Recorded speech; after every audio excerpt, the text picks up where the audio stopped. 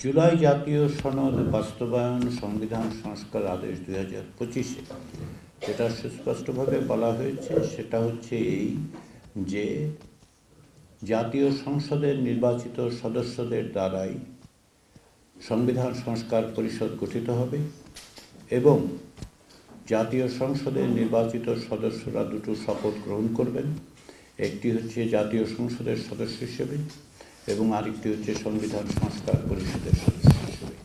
সংবিধান সংস্কার পরিষদের মেয়াদ হিসেবে ওই আদেশে 180 দিনের কথা সুস্পষ্টভাবে বলা হয়েছে।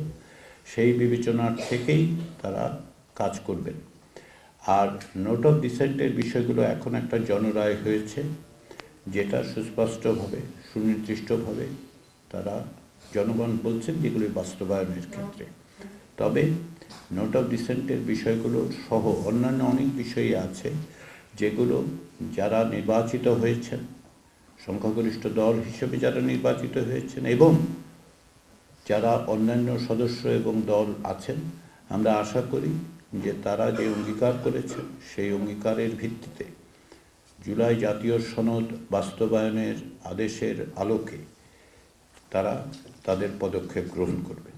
এটা আমরা বিশ্বাস করতে চাই। আমরা আশা করি যে তারা একইভাবে যেহেতু এক জনরায়ের মধ্য দিয়ে তারা সংসদের সংখ্যাগরিষ্ঠতা এবং সদস্যপদ লাভ করছেন, সবগুলো দল যাদের প্রতিনিধি তাদের এই দায়িত্ব আছে এবং তারা নিঃসন্দেহে জনরায়ের এই দুটো দিককেই বিবেচনায় নেবেন।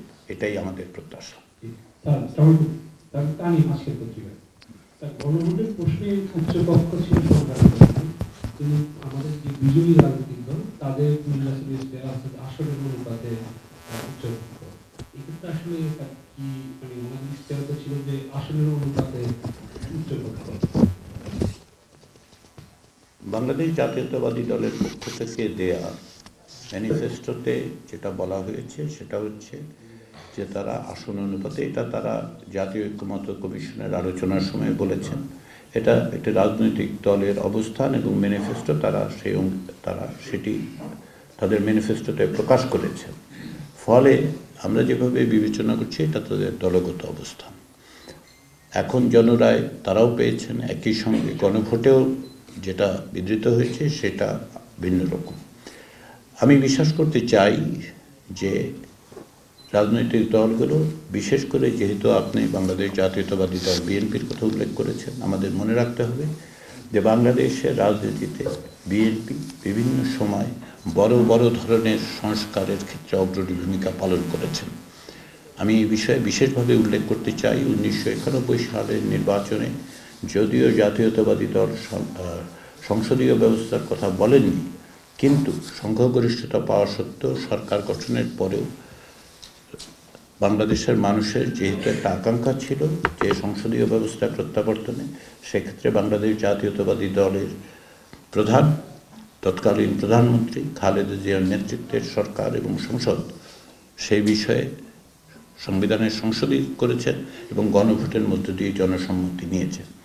আমরা এটাও দেখেছি যে বিভিন্ন সময় জুলাই গণঅভ্যুত্থানের আগের থেকে বিভিন্ন রাজনৈতিক দল, বিশেষ করে জাতীয়তাবাদী দল, তাদের সংস্কারের কর্মসূচি দিয়েছিলেন, অর্থাৎ সংস্কার করার বিষয়ে তাদের অঙ্গীকার সুস্পষ্ট।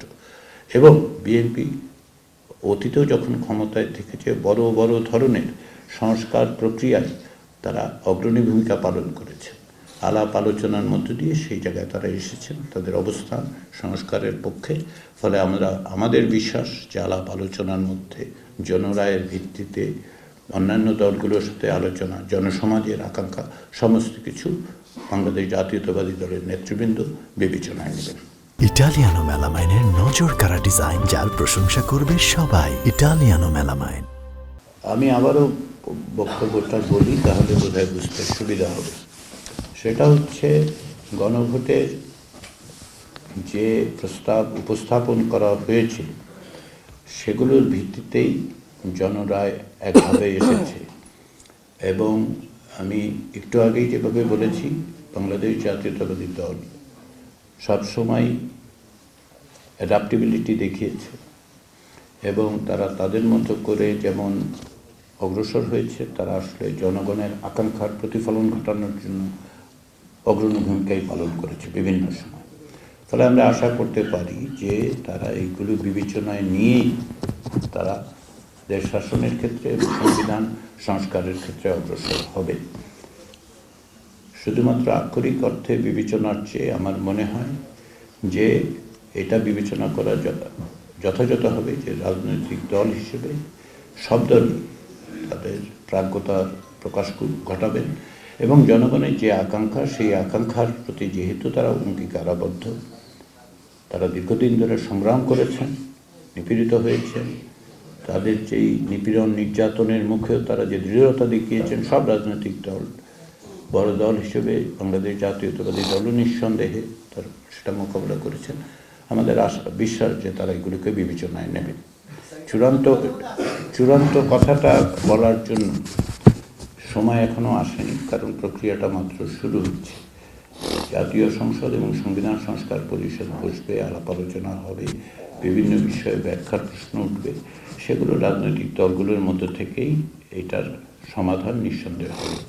আমি আমার বক্তব্যে জাতীয় ঐক্যমত্য কমিশনের আলোচনায় সকল রাজনৈতিক দলের অংশগ্রহণের কথা উল্লেখ করেছি এই কারণে, এটা আপনাদের সামনেই ঘটেছে এবং আপনারা দেখেছেন যে প্রত্যেকটি রাজনৈতিক দল অত্যন্ত আন্তরিকতার সঙ্গে, নিষ্ঠার সঙ্গে, সময় দিয়ে এবং বিবেচনা করেই আসলে অংশগ্রহণ করে অগ্রসর হয়েছেন এবং প্রচুর সময় তারা দিয়েছেন, যেগুলো তাদের সাংগঠনিক কাজের থেকে বের করে এনে দিয়েছেন। ফলে আমরা আশা করি যে তাদের এই অঙ্গীকার, তাদের এই আন্তরিকতা, তাদের এই প্রচেষ্টা সংস্কারের অব্যাহত থাকবে।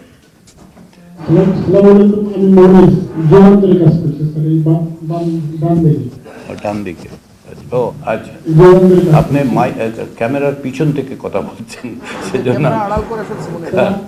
আরেকটু দূরে রাখেন। হ্যাঁ, আমি যেটা বলতে চাই স্যার, আপনি তো সনদ বাস্তবায়নের বিষয়টি আপনার বক্তব্য যেটা বিএনপির মার্চের উপর ছেড়ে দিলেন এটা, কিন্তু গণভোটে হলো চেয়ার পদ্ধতি উচ্চকক্ষ গঠন বিএনপি বলতেছে আসন ভিত্তিক, এটা আইনগতভাবে মানতে বাধ্য কিনা গণভোটের যেটা উল্লেখ আছে?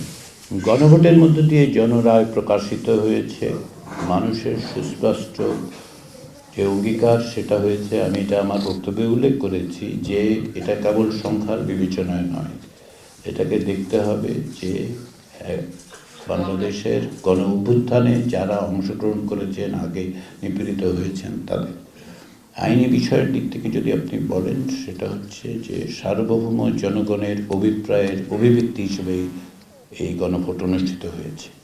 ফলে রাজনৈতিক দল, শুধুমাত্র বাংলাদেশ জাতীয়তাবাদী দলের কথা আপনারা বারবার বলছেন, আমি মনে করি সকল রাজনৈতিক দলেরই এই ব্যাপারে নৈতিক এবং রাজনৈতিকভাবে তাদের এক ধরনের দায়বদ্ধতা আছে এবং সেই দায়বদ্ধতাটা তারা বাস্তবায়নের ক্ষেত্রে কাজে লাগাবে।